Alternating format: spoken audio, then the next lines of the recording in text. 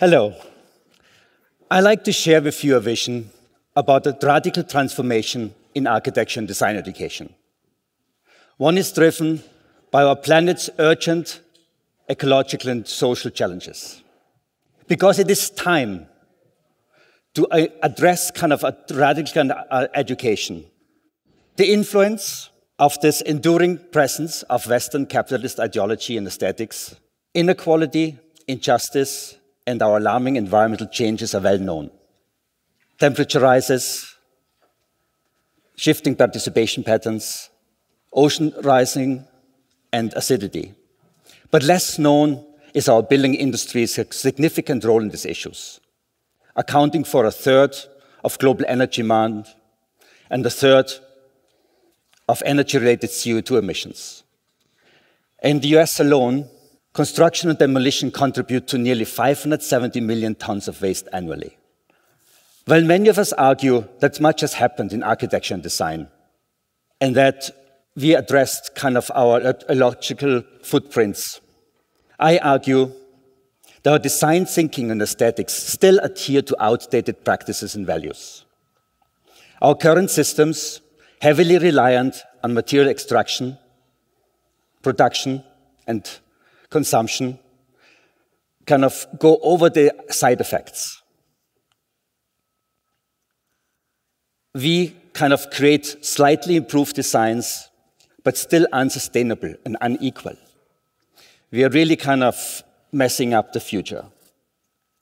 Transformative concept in design that I would like to talk about today challenges this 20th century thought and seeks future alternatives. But such a journey of transformation requires a shift of mindset. It asks us to embrace skills not widely taught today. It asks us to rethink our ideological and value-based frameworks to effectively train architects and designers not to start anew, but to continue, which means to create practices to sustain.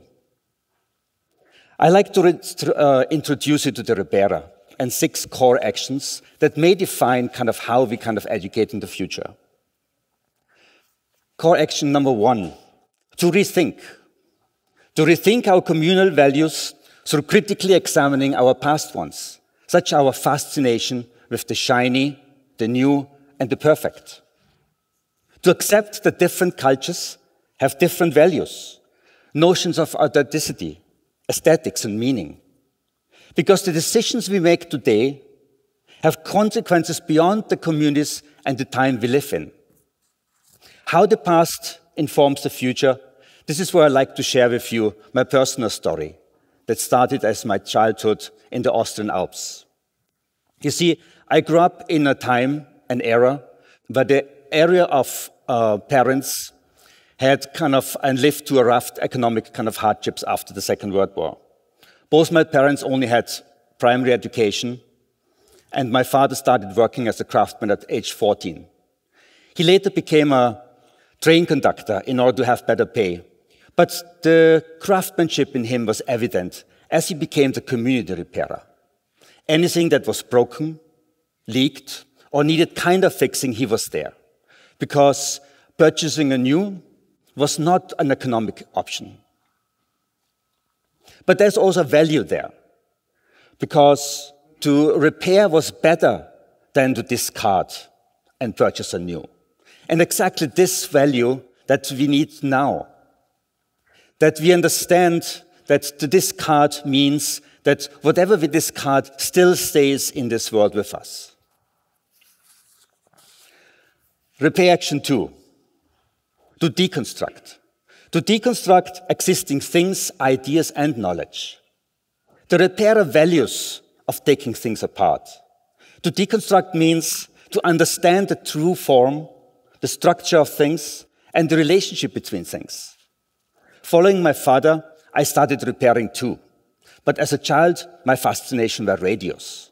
Any radios I could get into my hand, I deconstructed, tried to fix, put them together, and tested them again. Only too often, I forgot to unplug, and I got accustomed to the 220 volts that went to my body. But these shocks were important, because repair is not about fixing the broken. It's about taking apart in order to understand the true meaning of the parts of things. Only by deconstructing can we understand the parts and give them new meaning by placing them in new relationships. Design must shift its value from construction and favor deconstruction. Repair action 3, to let go. To let go, then rather hold on to an idea of the past and bring it to the future.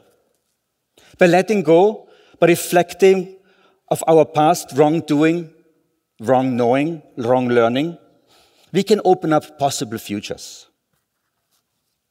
I had to learn how to let go as well. When it came to the end of middle school, I wanted to become an electrician in a high-tech school. Only my entrance exam was not good enough.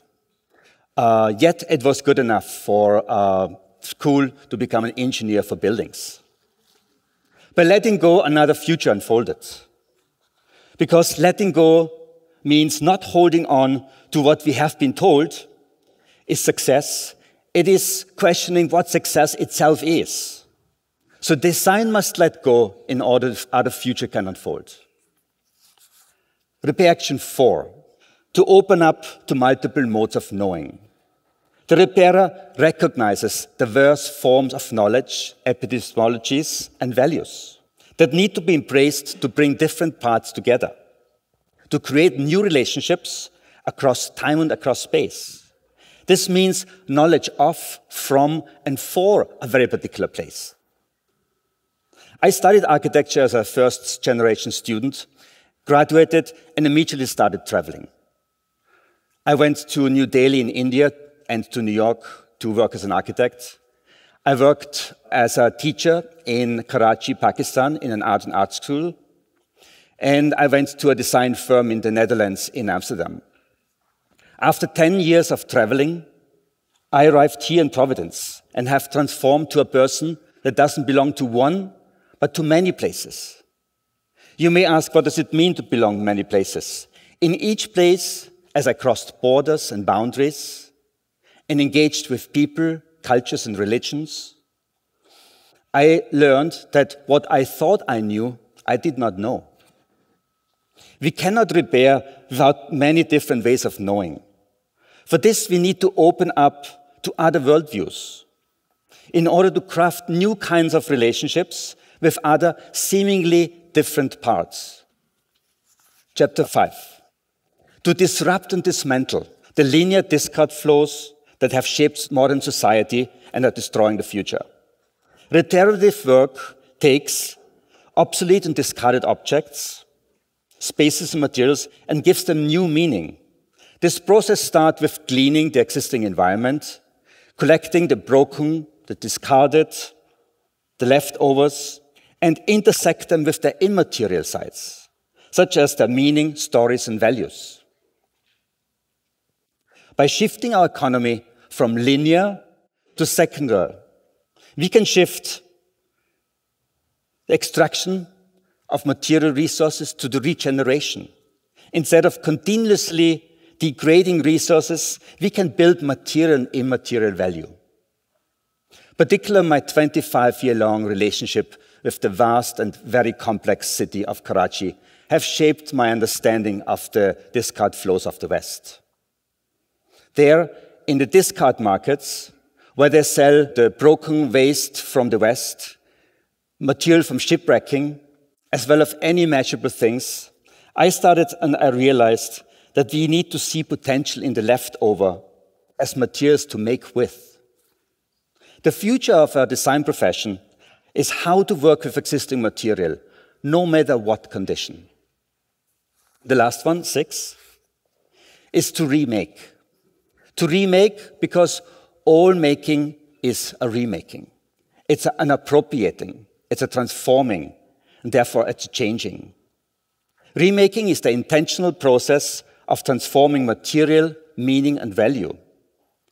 It's the ability to see and find something in the ordinary by intersecting and translating it.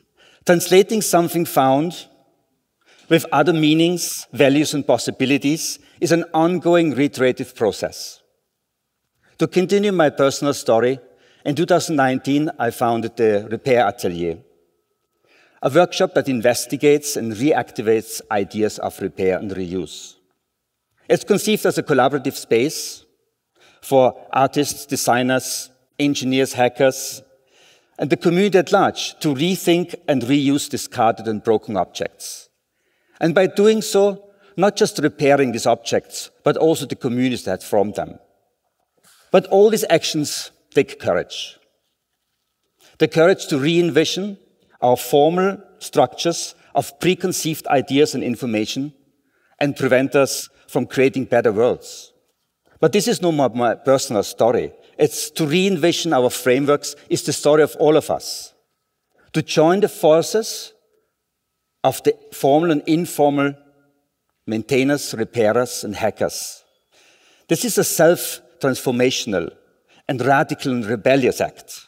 It's creating new ways of seeing things, a second-order change of how we see things. I leave you with this thought.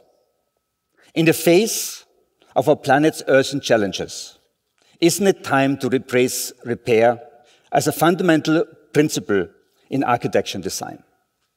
But this means to change designers and architects from originators and authors of our work to the custodians, maintainers, and repairers of our existing environment. Thank you.